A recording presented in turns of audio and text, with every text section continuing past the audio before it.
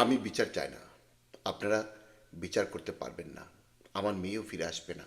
আপনাদের বিচারের কোনো উদাহরণ নেই। এটা 15 দিন চলবে, আবার একটা ঘটনা ঘটবে, তারপর এটা ধামাচাপা পড়ে যাবে। কথাটা আমার নয়, কথাটা অলরেডি সবাই জানে। ধর্ষণের পর খুন হওয়া শিশু রামিসার বাবা আব্দুল হান্নান মোল্লার কথা। একজন বাবা কতটা অসহায় হলে এই ধরনের কথা বলতে পারে? আমরা রামিসাকে নিয়ে আজকে শোরগোল করছি, রামিসার আত্মার মাগফিরাত কামনা করছি, ধর্ষকের বিচার দাবি করছি।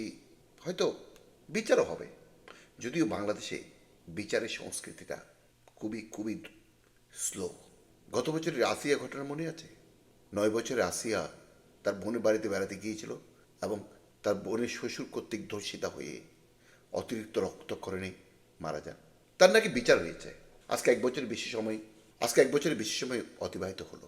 কই, রায় কি কার্যকর হয়েছে?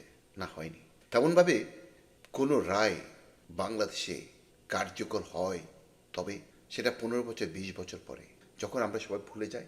আমাদের কজনের মনে আছে 1995 সালে দিনাজপুরের ইয়াসমিনের কথা? যে ইয়াসমিনকে রাইড দেওয়ার নাম করে 5 থেকে 6 জন পুলিশ সদস্য গাড়িতে তুলে পালাক্রমে ধর্ষণ করেছিলেন, তারপর তাকে হত্যা করে ফেলে দিয়েছিলেন হাইওয়ের পাশে।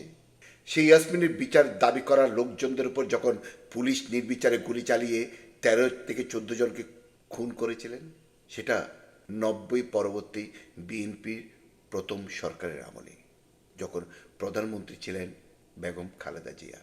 আমরা বিস্তৃত প্রবণ জাতি, আমরা সহজে ভুলে যাব আমাদের স্বাভাবিক কথা। আর শিশুর রামিসাকের জন্য আমাদের হাহাকার হচ্ছে, কিন্তু 15 দিন 20 দিন পরে রামিসার ঘটনাও হারিয়ে যাবে অন্য অনেক ঘটনার আড়ালে। তাই হয়তো রামিসার বাবার মুখ থেকে এই আরতিটা ফুটে উঠছে, মাননীয় দর্শক।